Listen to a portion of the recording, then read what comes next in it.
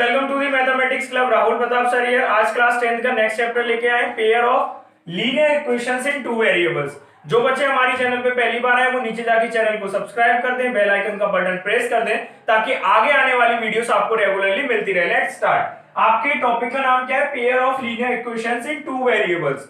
देखो, pair of linear equation in two variables हमने अपने प्रीवियस चैप्टर पॉलिनोमियल्स में कवर कर लिया है। इस चैप्टर में हम क्या पढ़ेंगे? हम पढ़ेंगे पेयर किसका? लीनियर इक्वेशंस का। और उन लीनियर इक्वेशन में भी कितने वेरिएबल? दो वेरिएबल। तो इसको पहले समझो कि ये होता क्या है। सबसे पहले लीनियर इक्वेशन क्या होता है? तो कोई भी इक्वेशन, फॉर एग्जांपल 2x + 3 = 0, ये लीनियर कब कहलाएगी? जब इसकी डिग्री कितनी होगी? इसकी डिग्री होगी 1। ठीक है। और अगर यहीं पे हम लिखते 2x² + 3x + 2 = 0, is this a linear? क्या ये लीनियर इक्वेशन है? No, it is not a linear equation, क्योंकि इसकी डिग्री कितनी है? 2। डिग्री निकालना हमने अपने प्रीवियस चैप्टर में समझाया था। अब मान लो यहां पे लिखा है 2x² + 3y + 2 = 0। इस टर्म की डिग्री कितनी है? 2। इस टर्म की डिग्री कितनी है? 1। इस टर्म की डिग्री कितनी है? 0। कांस्टेंट की डिग्री कितनी होती है? 0 होती है। ये सारे बेसिक्स डिग्री से रिलेटेड, पॉलिनोमियल से रिलेटेड चैप्टर नंबर 2 जो हमारा कल कंप्लीट हुआ है उसमें हमने डिटेल में पढ़ रखा है। अगर किसी बच्चे को नहीं पता तो वो उस चैप्टर को थोड़ी देख ले। अब इधर देखो, ऐसे केस में जहां पे एक से ज्यादा वेरिएबल आ जाए वहां पे हर एक पर्टिकुलर टर्म की डिग्री निकाली जाती है। और यहां पे हाईएस्ट जिस टर्म की डिग्री होती है, जैसे 2 है, तो इस इक्वेशन की भी डिग्री कितनी कंसीडर करी जाएगी? 2। लेकिन हमें अपने इसमें क्या पढ़ना है चैप्टर में? Linear equations. तो हमें वो इक्वेशंस नहीं पढ़नी है जिनकी डिग्री 1 के अलावा कुछ और होगी। 1 के अलावा जिसकी डिग्री कुछ और होगी वो इक्वेशंस हमको नहीं पढ़नी है। हमको कौन सी इक्वेशंस पढ़नी है? Linear equations. अब देखो, लीनियर इक्वेशन में भी कैसे? दो वेरिएबल। अब दो वेरिएबल कैसे? यहां पे देखो, 2x + 3y + 2 = 0। मान लो ये कैसी इक्वेशन है, चेक करो। इसमें दो वेरिएबल है। दो वेरिएबल की केस में डिग्री कैसे चेक करी जाती है? पहली टर्म, इसकी डिग्री कितनी है? एक वेरिएबल है, इसकी डिग्री 1। एक ही वेरिएबल है y और उसकी भी डिग्री कितनी है? 1। तो जो वेरिएबल की डिग्री होती है वही इसकी डिग्री होती है, तो इसकी डिग्री होगी 1। कांस्टेंट टर्म की डिग्री कितनी होती है? 0। हाईएस्ट डिग्री कितनी है? 1। तो इस इक्वेशन की डिग्री कितनी होगी? इस इक्वेशन की डिग्री होगी 1। तो फिर ये कैसी इक्वेशन है? लीनियर इक्वेशन है, पहली बात। दूसरी बात, इसके अंदर कितने वेरिएबल प्रेजेंट है? इसके अंदर दो वेरिएबल है, x और y। इसके अलावा इसके अंदर कोई और वेरिएबल नहीं है।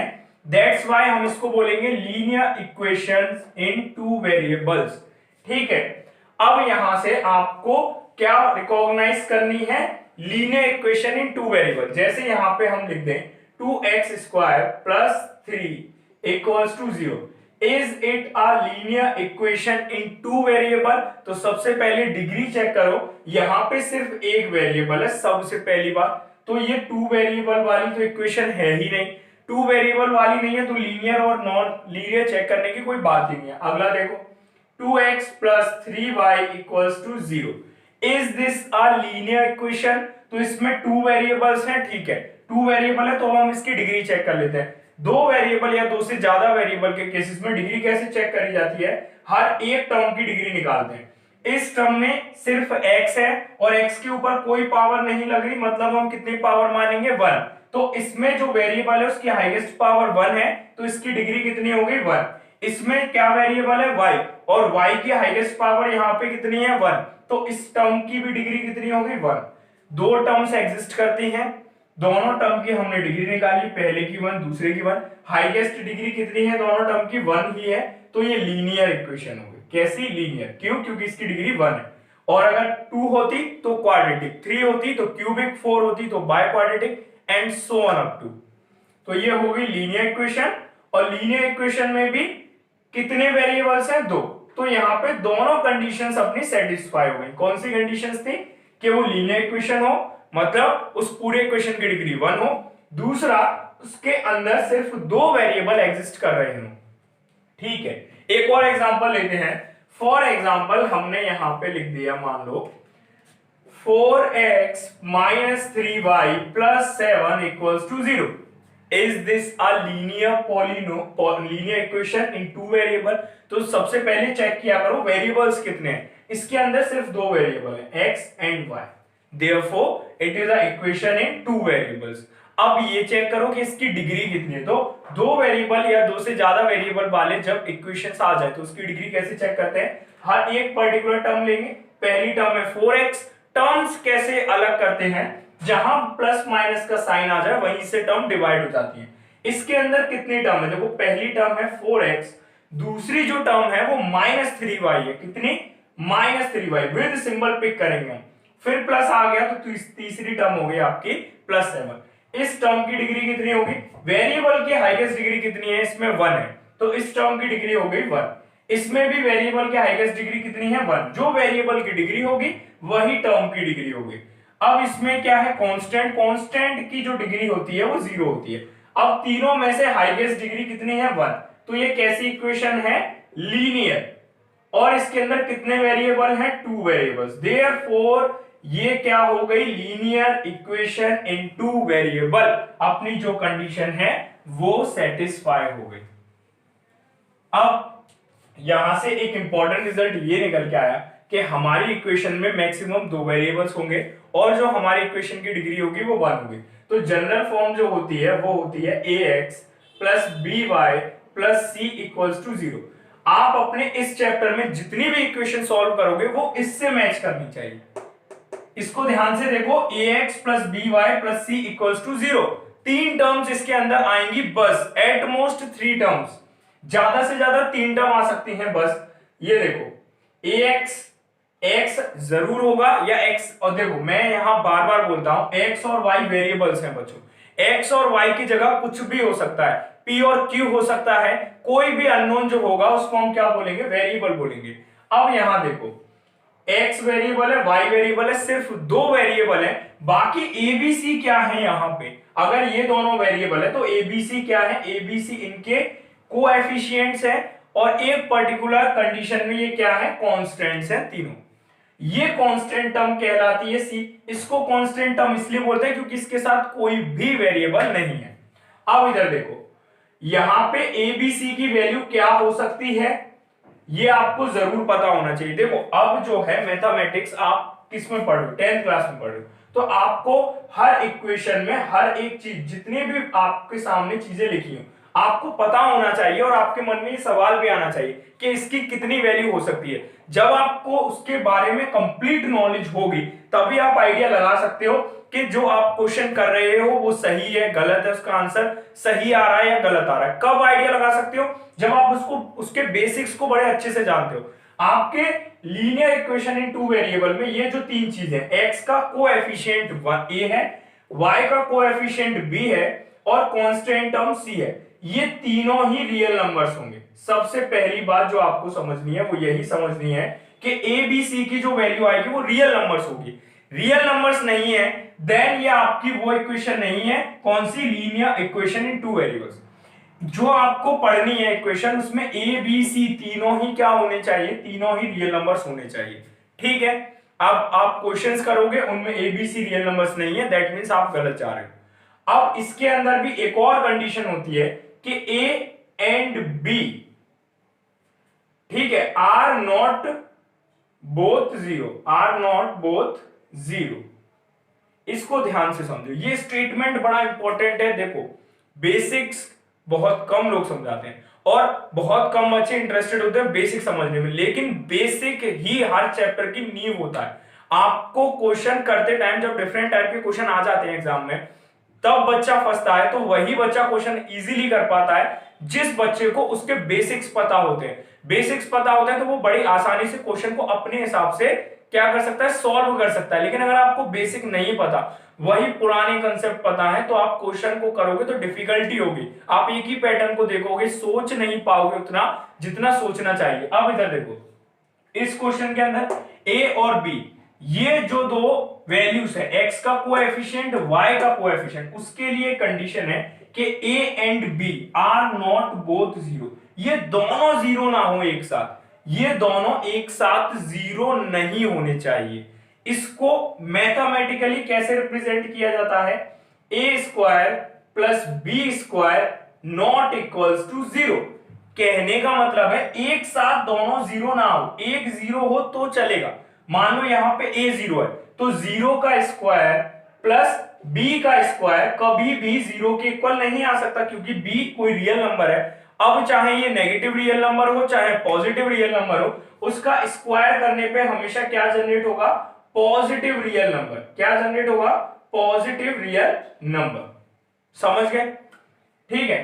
अब यहां देखो, इन दोनों का सम कभी भी किसके इक्वल नहीं होगा, 0 के इक्वल नहीं होगा। अच्छा, ये कंडीशन कंपलसरी नहीं कि स्क्वायर करने पे हमेशा पॉजिटिव है। फॉर एग्जांपल देखो, हाँ देखो, स्क्वायर करने पे हमेशा पॉजिटिव रियल नंबर ही जनरेट होगा, बस ये याद रख लेना। और ये याद रखना कि एक टाइम पे दोनों एक साथ 0 नहीं होंगे, एक कोफिशिएंट 0 हो तो चलेगा। ये हो गया इसका बेसिक।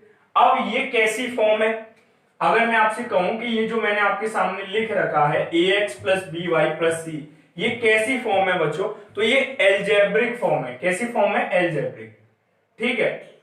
अब अगर इसी बात को मैं बोलूं कि इसी बात को आप ज्योमेट्रिकली रिप्रेजेंट करो, कैसे, ज्योमेट्रिकली। ज्योमेट्रिकली का दूसरा जो यहाँ पे सिनोनियम टर्म अगर मैं बोलूं तो बहुत लगभग बहुत पास एक टर्म होगा जिसे हम बोलेंगे ग्राफिकली। इस इक्वेशन को ज्योमेट्रिकली रिप्रेजेंट करने का मतलब होता है ग्राफिकली रिप्रेजेंट करना, क्योंकि ये ग्राफ पे रिप्रेजेंट होती है। अब ax plus B Y plus C equals to 0, इसका ग्राफ क्या होगा, आपने प्रीवियस क्लास में बहुत ग्राफ बनाए। लीनियर इक्वेशन का जो ग्राफ होता है वो स्ट्रेट लाइन होता है। क्या होता है, स्ट्रेट लाइन। आप जब भी किसी लीनियर इक्वेशन का ग्राफ बनाओगे तो वो क्या आना चाहिए, स्ट्रेट लाइन आना चाहिए। अगर स्ट्रेट लाइन नहीं आ रही है, दैट मींस आपने क्या कर दी, कोई गड़बड़ी कर दी। तो ये बेसिक्स का क्या होता है, फायदा होता है बेसिक्स जानने का। तो linear equation in two variable कैसी दिखती है, इस फॉर्म में होती है, जिसमें A B C real numbers होते हैं, दो वेरिएबल्स होते हैं, डिग्री 1 होती है। ज्योमेट्रिकली रिप्रेजेंटेशन कह लो या ग्राफिकली रिप्रेजेंटेशन कह लो, क्या रिप्रेजेंटेशन होता है, स्ट्रेट लाइन। ठीक है। अब इसके आगे देखो, अब बच्चों इसका थोड़ा सा रियल लाइफ एस्पेक्ट देखो, linear equation in two variable का। मैं एक एग्जांपल देता हूं आपको। एग्जांपल है कि एक बच्चे ने स्टेशनरी से 2 सामान लिए। उसने 2 पेंसिल ली, ठीक है, और 2 इरेजर ली। कितने, 2। और उसने टोटल जो रुपए दिए इन सारे सामान के, 2 पेंसिल ली थी, 2 इरेजर ली थी, और इसका जो उसने पेमेंट किया वो किया ₹40। कितने रुपए पे किए, 40 रुपए उसने पे किए इन दोनों चीज के। अब मैं आपसे पूछूं, बताओ पेंसिल की कॉस्ट कितनी है, इरेजर की कॉस्ट कितनी है, या मैं ये बोलूं कि इसको मैथमेटिकली रिप्रेजेंट करो। कैसे रिप्रेजेंट करो, मैथमेटिकली। कैसे रिप्रेजेंट करो, मैथमेटिकली में भी कौन सी फॉर्म, एल्जेब्रिक फॉर्म। इसको एल्जेब्रिक फॉर्म में रिप्रेजेंट करो। कैसे रिप्रेजेंट करोगे, एल्जेब्रिक आइडेंटिटीज या एल्जेब्रिक एक्सप्रेशंस होते ही क्या है, एल्जेब्रिक एक्सप्रेशन वो एक्सप्रेशन होते हैं जिसमें 3 चीज होती है। एक वेरिएबल जरूर होगा, दूसरा कांस्टेंट टर्म्स जरूर होंगी। कांस्टेंट टर्म्स जैसे रियल नंबर्स 1 2 3 4 कुछ भी 1/2 1/3। और तीसरी चीज जो होती है वो होता है मैथमेटिकल ऑपरेशंस। मैथमेटिकल ऑपरेशंस क्या होते हैं, मैथमेटिकल ऑपरेशंस का मतलब होता है प्लस माइनस डिवाइड और मल्टीप्लाई। ये बेसिक ऑपरेशंस है, ये जरूर इन्वॉल्व होंगे। इन सबके कलेक्शन से क्या बन जाएगी, एल्जेब्रिक एक्सप्रेशन। और वो एल्जेब्रिक एक्सप्रेशन किस फॉर्म में लानी है, इक्वेशन। और इक्वेशन भी कैसी, लीनियर। और लीनियर में भी कितने वेरिएबल, 2। अब अपनी प्रॉब्लम पे आओ। हमारी प्रॉब्लम में उसने क्या था, उसने 2 पेंसिल ली थी, 2 इरेजर ली थी। यहां पे अननोन क्या है, हमको क्या नहीं पता, हमको नहीं पता कि पेंसिल कितने की थी, हमको नहीं पता इरेजर कितनी की थी, लेकिन हमको उसका टोटल पता है कि इन दोनों का जो टोटल हुआ होगा वो कितना हुआ था, ₹40। तो हमने मान लिया कि उसने, मान लो उसने पेंसिल ली x रुपए की। कितने रुपए की, x रुपए की, ध्यान से सुनना। और इरेजर कितने रुपए की ली उसने, y रुपए की ली। ठीक है। अब इधर देखो, 2 पेंसिल ली थी और एक पेंसिल की कॉस्ट कितनी मानी, x रुपए। तो 2 पेंसिल की कॉस्ट कितनी हो गई, 2 into x। और क्या, अब हिसाब जोड़ रहे हैं हम, कितना खर्च किया, ऐसे जोड़ते हैं ना। अब आगे देखो, प्लस इरेजर कितनी ली थी, 2 ली थी, 2 इरेजर ली थी, और एक इरेजर की कॉस्ट कितनी है, y। तो 2 इरेजर की कॉस्ट कितनी होगी, 2 into y। अब इन दोनों का टोटल कितना आएगा 40। 2 इंटू एक्स, इसको शॉर्ट में 2x लिख देते हैं और 2 इंटू वाई को 2y लिख देते हैं इक्वल्स टू 40। ये हो गया इसका मैथमेटिकल क्या रिप्रेजेंटेशन। हमारी जो प्रॉब्लम थी उसको हमने कैसे रिप्रेजेंट कर दिया मैथमेटिकली। तो जो अननोन्स होंगे आपके, जो आपको नहीं पता होगा, वही आपके क्या बनेंगे वेरिएबल्स बनेंगे। एक और एग्जांपल लेते हैं। मान लो नेक्स्ट एग्जांपल में मैं ये बोलूं कि कोई एक बच्चा है, वो कहां गया है, एक मेले में गया है, वहां उसने कोई दो चीजें करी, एक राइड ली उसने, ठीक है, और दूसरा उसने कोई गेम खेला। मान लो उसने गेम खेला, कोई सा भी गेम, मान लो रेसिंग करी उसने, और एक बार रेसिंग करने के थे रुपए, रेसिंग उसने 3 बार करी, और जो राइड ली उसने, झूला झूला, वो झूला उसने 2 बार, ठीक है। अब उसके जो टोटल रुपए खर्च हुए वो खर्च हुए 500 रुपए। कितने रुपए 500 रुपए, 500 रुपीज उसके खर्च हो गए।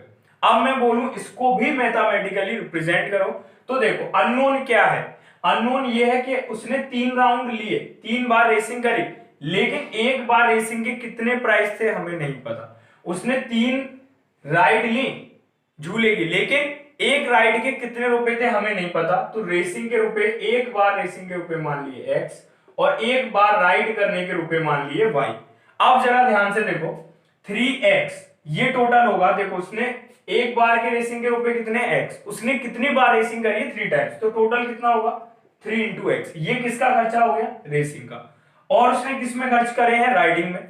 राइडिंग में कितना खर्च किया, एक बार y रुपए लग रहे थे जो हमने मान लिया क्योंकि ये अननोन था, और कितने बार राइड ली उसने 2 बार, तो 2 इंटू वाई। और टोटल कितना है, इन दोनों को अगर ऐड करेंगे तो टोटल ही तो बनेगा, तो टोटल है आपका 500। 3 इंटू एक्स, इसको शॉर्ट में हम 3x लिख देते हैं, और 2 इंटू वाई को शॉर्ट में 2y लिख देते हैं इक्वल्स टू 50। क्या ये लीनियर इक्वेशन इन 2 वेरिएबल है, तो चेक करो। इसकी पहली टर्म की डिग्री कितनी आ रही है 1, क्योंकि एक ही वेरिएबल और उसकी हाईएस्ट पावर कितनी है 1। इसकी दूसरी टर्म की डिग्री कितनी आ रही है, एक ही वेरिएबल है जिसकी पावर कितनी है 1, तो वेरिएबल की पावर ही क्या होती है टर्म की डिग्री, तो इसकी डिग्री आ गई 1। 2 ही टर्म है और दोनों टर्म की डिग्री कितनी है 1, हाईएस्ट डिग्री कितनी हो गई 1, 1 ही तो है, 1 से ज्यादा है ही नहीं डिग्री, तो ये हो गया लीनियर इक्वेशन। क्या हो गई लिनियर इक्वेशन। और इसके अंदर कितने वेरिएबल्स एग्जिस्ट कर रहे हैं 1 2, 2 वेरिएबल एग्जिस्ट कर रहे हैं x, y। अब कुछ बच्चे बोलते हैं सर ये तो अपने फॉर्म जैसे है ही नहीं, हमने जो फॉर्म पढ़ी थी वो तो कुछ ऐसी थी, ax plus by plus c equals to 0, ये तो 0 के इक्वल है ही नहीं, तो 50 को आप उस तरफ ले जाओगे तो 50 यहां प्लस में इस तरफ जाएगा तो किस में जाएगा माइनस में। देखो यहां पे इसी इक्वेशन में ऑब्जर्व करना, हम इससे कंपेयर कराएंगे। अब 3x plus 2y equals to 50, 50 को इस तरफ लेके आओ तो 50 इस तरफ किस में आएगा माइनस में। 3x plus 2y minus 50 equals to 0। अब इसको इससे कंपेयर कराओ, ax, x वाली टर्म कौन सी है 3x, by वाली टर्म कौन सी है 2y प्लस c। सर यहां तो माइनस आ रहा है, तो इधर ध्यान से देखो, हमने क्या बोला था, ये रियल नंबर्स होते हैं ना, a is a real number, b is a real number, c is a real number, 3 real number है, 2 भी रियल नंबर है, माइनस 50 भी तो एक रियल नंबर है, और इसको इससे मैच कराओगे तो इस फॉर्म में लिख सकते हो ना 3x plus 2y plus minus 50 equals to 0। Minus 50 को हमने क्या लिख दिया प्लस माइनस 50, क्यों लिख दिया, प्लस माइनस को जब खोलोगे तो अल्टीमेटली फिर से क्या आ जाएगा 3x plus 2y plus minus minus 50 0, उसी टर्म में कन्वर्ट हो गई जिस टर्म में ये ओरिजिनली थी। बस हमने अपने स्टैंडर्ड टर्म से मैच कराने के लिए माइनस को अंदर लिख दिया और बाहर किसका साइन लगा दिया प्लस का। तो ये कंसेप्ट है जो आपको पढ़ना है, और ऐसी ही रियल लाइफ प्रॉब्लम्स आएंगी जिनको आपको सॉल्व करना है एल्जेब्रिकली और ग्राफिकली, बोथ दोनों तरीके से। फॉर एग्जांपल ये हमारे पास कोई एक इक्वेशन है 2x plus 3y equals to 5। अब हम बोलेंगे इसके सॉल्यूशन क्या होंगे, दिक्कतें तो बहुत आ गई। अभी हमने दो माना पेन वाला केस लिया, राइट वाला केस लिया, इन दोनों केस में अगर ये बोला जाए कि सर सॉल्यूशन क्या होगा दोनों ही केस में, तो मान लो ये कोई एक कंसेप्ट है, इसमें सॉल्यूशन कितना होगा। मान लो x, ये जो पूरा है 2x, मान लो एक बच्चे ने 2 पेंसिल ली थी और 3 इरेजर ली थी, ठीक है, और टोटल उसने कितने रुपए पे किए, 5 रुपीज पे किए। अब अननोन क्या है, अननोन है पेंसिल कितने रुपए की थी, एक पेंसिल की कॉस्ट कितनी थी, हमने मान लिया let it cost be ₹x, और एक इरेजर की कॉस्ट कितनी थी, तो हमने अज्यूम कर लिया let we assume the cost of one eraser is ₹y। then now what we have to do, we have to write this in the mathematical form। तो मैथमेटिकल रिप्रेजेंट करेंगे, तो पेंसिल कितनी ली थी, 2, और एक पेंसिल की कॉस्ट कितनी है x, तो 2 पेंसिल के कितना खर्च हो जाएगा 2 into x, प्लस एक इरेजर की कॉस्ट कितनी है y, उसने कितनी इरेजर ली थी 3 into y, और ये जो टोटल खर्चा आएगा वो कितना है 5 रुपए का, ठीक है। 2 into x is what, 2x plus 3 into y is 3y equals to 5, ठीक है। अब इधर देखो यही फॉर्म आ गए। अब यहां पे क्वेश्चन ये है सर हमें ये भी बताओ कि सॉल्यूशन कैसे निकलेगा, x और y कैसे सॉल्व होंगे। तो पहली बात जो मैं आपको बताऊं, देखो यहां पे इनफाइनाइट सॉल्यूशन है, अनगिनत सॉल्यूशन है इन दोनों के लिए। फॉर एग्जांपल ध्यान से देखो, मैंने 2 की जगह पुट कर दिया, x की जगह पुट कर दिया 1, व्हेन x इक्वल्स टू 1, तो 2 इंटू, मान लो ये कॉस्ट वाला केस नहीं होता, ये कोई ऐसे ही एक मैथमेटिकल क्या होती, लीनियर इक्वेशन होती, और आपके पास क्वेश्चन आ जाए कि इसके कितने सॉल्यूशंस है, सिर्फ एक इक्वेशन के लिए। क्वेश्चन ध्यान से सुनना, एक लीनियर इक्वेशन के कितने सॉल्यूशन एग्जिस्ट करते हैं, तो आप क्या बोलोगे, इनफाइनाइट सॉल्यूशन। इनफाइनाइट, आप यहां x की वैल्यू पुट करते जाना, y की कुछ ना कुछ वैल्यू आती रहेगी। फॉर एग्जांपल x की जगह रखा 1 plus 3y equals to 5, 2 plus 3y equals to 5। अब 2 उधर किस में जाएगा, माइनस में जाएगा, 3y equals to 5 minus 2, 3y equals to 5 में से 2 का कितना आया 3 यहां किस में मल्टीप्लाई में, उस तरफ किस में जाएगा, डिवाइड में। y इक्वल्स टू 3/3, 3 से 3 कैंसिल, y की वैल्यू कितनी आ गई 1। अब यहां पे x की जगह कुछ और पुट करो तो y की कुछ और वैल्यू आएगी, जैसे यहां पे हमने x की जगह पुट कर दिया 1/2। अब देखो 2 into 1/2 plus 3y equals to 5, 2 से 2 cancel, 1 plus 3y equals to 5, 3y equals to 5 minus 1, 1 उधर किस में गया, माइनस में, 3y equals to 4 and y equals to 4/3। भाई y जब x 1 रखा तो y की वैल्यू 1 आई, और जब x की जगह कितना रखा 1/2 रखा तो y की वैल्यू कितनी आई 4/3 आई। अब आप ऐसे ही x की वैल्यू बदलते जाना, y की वैल्यू बदलती जाएगी। हम क्या बोल सकते हैं पहले केस में कि पेंसिल की कॉस्ट x मानी थी, तो पेंसिल हो गई 1 रुपीज की और इरेजर हो गई 1 रुपीज की। दूसरे केस में अगर हम पेंसिल की कॉस्ट मान ले 1/2 रुपी, तो इरेजर की कॉस्ट कितनी होगी 4/3 रुपीज। और ऐसे इनफाइनाइट रियल नंबर्स एग्जिस्ट कर रहे होंगे जिनको पुट करते जाना आप x की जगह, और y की वैल्यू निकलती जाएगी, हर केस में अलग अलग। x की जगह कुछ भी पुट करके देख लेना, लेकिन यहां पे x और y एक रियल टर्म है। x और y क्या है, कॉस्ट है, किसके, पेन और पेंसिल के। तो कॉस्ट कभी भी नेगेटिव नहीं होती, तो x की जगह आप नेगेटिव टर्म नहीं रख सकते हैं। यहाँ पे ये क्या हो गया, लिमिटेशन हो गया। क्यों, क्योंकि ये रियल लाइफ से एग्जिस्ट कराती है, रियल लाइफ से मैच कराती है। और किसकी कीमत, इरेजर की भी कीमत मतलब कॉस्ट कभी भी नेगेटिव नहीं हो सकती। तो नेगेटिव टर्म्स वाले जो सॉल्यूशन आए आप उनको हटाते जाओगे। क्यों हटाते जाओगे, क्योंकि कभी भी किन्हीं भी दो वैल्यूज की प्राइस जो होती है वो नेगेटिव नहीं हो सकती। तो यहां से एक और इंपॉर्टेंट रिजल्ट निकला, वो रिजल्ट ये है कि एक लीनियर इक्वेशन के कितने सॉल्यूशन होते हैं, इनफाइनाइट। किसके, एक के। एक लीनियर इक्वेशन दे रखी है, जैसे यहां पे थी 2x + 3y = 5, तो इसके कितने सॉल्यूशन एग्जिस्ट करते हैं, इनफाइनाइट सॉल्यूशंस एग्जिस्ट करते हैं, अनगिनत। आप x की वैल्यू पुट करते जाना, y की कुछ ना कुछ वैल्यू आती जाएगी। मान लो इसको कॉस्ट के केस में ना ले, x और y कॉस्ट नहीं है, तो आप यूं समझ लीजिए कि x की जगह बस पुट करते जाइए 1 2 3 4 5 6 और y की कुछ ना कुछ वैल्यू निकलती जाएगी निकलती जाएगी निकलती जाएगी। ठीक है, ये रिजल्ट भी आपको याद रखना है। आगे देखो, अब आगे देखो, आगे क्वेश्चन ये है कि सर अभी हम इसके सॉल्यूशंस निकाल रहे थे। इसके हमने क्या सॉल्यूशन निकाले थे, जब x को 1 पुट किया था तो y 1 आया था। इसको अब हम किस फॉर्म में लिख रहे हैं, कोऑर्डिनेट्स पॉइंट के फॉर्म में।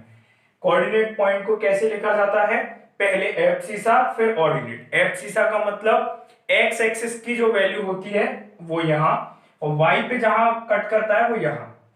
सेम यहां पे 1/2 जब x था तो y कितना था 4/3। सेम यहां जब x 1/3 था तो y कितना था 13/9। ठीक है, अब ये सॉल्यूशन क्या कहना चाहते हैं सर, ये तो बताओ हमें। तो ये देखो बच्चों, डिफरेंट डिफरेंट सॉल्यूशन निकल रहे थे और हमने क्या बोला था, वैल्यू पुट करते जाओ x की, y के so many solutions, as many as values of x as many as solutions of y। जितने आप x की वैल्यू रखते जाओगे उतने y के सॉल्यूशन निकलते जाएंगे। इसका मतलब क्या है, तो जरा ध्यान दो, ये देखो पूरे मैंने सॉल्यूशन लिख रखे हैं, आप चाहो तो अपने आप भी करके देख लो और x की कोई भी वैल्यू आप ले सकते हो इस पर्टिकुलर इक्वेशन के लिए। अब यहां पे देखो, मान लो मैं बोल रहा हूं आपसे, मैंने अभी क्या बोला था, मैंने ये बोला था कि लीनियर इक्वेशन का ज्योमेट्रिकल या फिर ग्राफिकल रिप्रेजेंटेशन क्या होता है, स्ट्रेट लाइन। क्या होता है, straight line. Straight line, line का मतलब जो दो डायरेक्शन में इनफाइन, दो डायरेक्शन में नॉन स्टॉप बढ़ती जाए उसको क्या बोलते हैं, लाइन बोलते हैं। लाइन क्या होता है, जो दो डायरेक्शन में नॉन स्टॉप बढ़ती जाए उसको लाइन बोलते हैं। अब इसको अगर हम किस पे रिप्रेजेंट करें, ग्राफ पे, फॉर एग्जांपल इसको रिप्रेजेंट करो जरा ग्राफ पे, 2x + 3y को कैसे रिप्रेजेंट करेंगे, जब x कितना था 1, ये हो गया 0, ये हो गया 1, ये हो गया 2 और ये हो गया 3। सेम ये 1, ये 2 और ये 3, यहां पर भी 1, ये 2, यहां 1 और ये 2। ये किसके होते हैं, इस साइड माइनस के और इस साइड प्लस के। ये x डैश, ये y and this is y dash. ये होती है x एक्सिस और ये कौन सी एक्सिस होती है, ये होती है y एक्सिस। अभी हम इसको भी अच्छे से समझेंगे ग्राफ को, पहले इसको देखो 1,1 पहला पॉइंट। इसको प्लॉट कैसे करते हैं, सबसे पहले 1 किस पे जाएंगे, x एक्सिस पे पहुंच गए। अब y एक्सिस पे 1, सेम इसी से ऊपर उठते जाएंगे, कहां पे, यहां। x एक्सिस पे 1 आए, यहां आ गए x एक्सिस पे 1 पे, फिर y कितना है 1, तो यहीं से ऊपर उठेंगे 1 हाइट ऊपर, इसके सामने इस पॉइंट को लिख देंगे, ए पॉइंट मान लिया, इसका नाम दे दिया 1,1। दूसरा है 1/2, 4/3। देखो 1/2 अप्रोक्सीमेटली, 1/2 क्या होता है 0.5 होता है, और 4/3 कितना होगा, तो ये 1.1 होगा। ठीक है, अप्रोक्सीमेट वैल्यू ले लिया हमने, 1.2 ले लो, 1 से थोड़ा सा ज्यादा। तो पहले कितना चलना है 0.5, मतलब 0 और 1 के बीच में समथिंग यहां पे, और फिर कितना ऊपर चलना है 1.2 समथिंग, मतलब 1 से थोड़ा सा ऊपर। अभी ग्राफ पेज नहीं है इसलिए एग्जैक्ट रिप्रेजेंटेशन नहीं कर रहे हैं, बस थोड़ा बहुत उसके आसपास। अब इन दोनों पॉइंट को ज्वाइन कर दो, इन दोनों पॉइंट को ज्वाइन करने पे एक लाइन बनेगी। ये देखो, इन दोनों पॉइंट को ज्वाइन किया, इन दोनों पॉइंट को ज्वाइन करने से बन गई एक लाइन, ये है वो लाइन। ये जो लाइन है ये दोनों डायरेक्शन में इनफाइनाइट बढ़ती जाएगी। ठीक है, अब यहां पे ध्यान से समझो बच्चों, क्या इस लाइन के ऊपर सिर्फ यही दो पॉइंट है, सिर्फ यही दो पॉइंट है भाई। जब ये इस तरफ इनफाइनाइट बढ़ रही है, समझो स्टूडेंट्स, जब ये इस तरफ इनफाइनाइट बढ़ रही है और इस तरफ इनफाइनाइटली बढ़ रही है, तो इसके ऊपर कितने पॉइंट्स होंगे, so many points, infinite points होंगे, क्योंकि लाइन दोनों डायरेक्शन में इनफाइनाइटली बढ़ रही है, कहीं रुकी नहीं रही है। तो इसके ऊपर कितने पॉइंट होंगे, इनफाइनाइट पॉइंट होंगे, सिर्फ यही दो पॉइंट नहीं होंगे। इसलिए अब यहां से सॉल्यूशंस 1 और 1 क्या थे, इस इक्वेशन के सॉल्यूशन थे। अब एक लीनियर इक्वेशन के सॉल्यूशन का ज्योमेट्रिकल मतलब क्या होता है, ये every solution of the equation, किसी भी इक्वेशन के कितने भी जितने भी सॉल्यूशन है वो क्या होता है, एक पॉइंट होता है। जैसे इसका पहला सॉल्यूशन 1,1, दूसरा सॉल्यूशन 1/2, 4/3, तीसरा सॉल्यूशन 1/3, 13/9। तो इस इक्वेशन का हर एक सॉल्यूशन किसको रिप्रेजेंट करेगा, एक पॉइंट को। On the line representing it, उस लाइन का पॉइंट जो लाइन इसको रिप्रेजेंट कर रही है। ये लाइन किसकी है? ये line 2x plus 3y plus equals to 5, इस इक्वेशन की ये लाइन है। मतलब ये जो लाइन है वो किस इक्वेशन को रिप्रेजेंट कर रही है? इसको। तो इसके हर एक सॉल्यूशन जो होगा वो इस ही लाइन का पॉइंट होगा। जैसे इसके ये 3 सॉल्यूशन हमने निकाले, वैसे इनफाइनाइट निकल सकते हैं, तो ये तीनों ही पॉइंट इस लाइन के क्या होंगे? पॉइंट होंगे। ये तीनों ही सॉल्यूशन इस लाइन के क्या होंगे? कोई ना कोई पॉइंट होंगे। तो ये होता है सॉल्यूशंस का ज्योमेट्रिकल ग्राफिकल मीनिंग, कि अगर किसी इक्वेशन के आपको मान लो 100 सॉल्यूशन पता है, तो वो 100 सॉल्यूशन क्या है ग्राफिकली? ग्राफिकली जो उस इक्वेशन के लिए लाइन होगी, मतलब वो लाइन जो इस इक्वेशन को रिप्रेजेंट कर रही होगी, उस लाइन का हर एक पॉइंट, उस लाइन का हर एक पॉइंट इस इक्वेशन का सॉल्यूशन है। इसका ये मतलब है, समझ गए? इस लाइन का हर एक पॉइंट, कोई सा भी पॉइंट पिक कर लेना और उसको इसमें पुट करना, तो लेफ्ट हैंड साइड और राइट हैंड साइड क्या आएगी? इक्वल। तो यही इसका ज्योमेट्रिकल मीनिंग है कि जो लाइन इसको रिप्रेजेंट करती है उस लाइन का हर एक पॉइंट ही इसका क्या होता है? सॉल्यूशन होता है। या इसका मैं उल्टा बोलूं कि इस इक्वेशन का हर एक सॉल्यूशन क्या बनाएगा मिलके? वो लाइन जो इसको रिप्रेजेंट करेगी। अगर इसके आपको 2 सॉल्यूशन भी पता है तो उसकी मदद से आप इस लाइन को क्या कर सकते हो? ड्रॉ कर सकते हो। क्योंकि किसी भी लाइन को ड्रॉ करने के लिए सबसे मिनिमम कंडीशन जो होती है कि आपको एटलीस्ट 2 पॉइंट्स, कम से कम 2 पॉइंट पता हो तो आप लाइन को ड्रॉ कर सकते हो। वैसे तो बहुत मेथड है, लेकिन उन मेथड्स में से एक मेथड ये भी है कि अगर आपको सिर्फ 2 पॉइंट पता है किसके? उस इक्वेशन के या उस लाइन के जो आपको ड्रॉ करना है, तो आप उस लाइन को ड्रॉ कर सकते हो। उन दोनों पॉइंट को मार्क करो, ज्वाइन कर दो और जो लाइन बनेगी वो इस इक्वेशन को रिप्रेजेंट करेगी। तो ये आप सीख गए एक एल्जेब्रिक लीनियर इक्वेशन को किसमें रिप्रेजेंट करना? ज्योमेट्रिकली या फिर ग्राफिकली।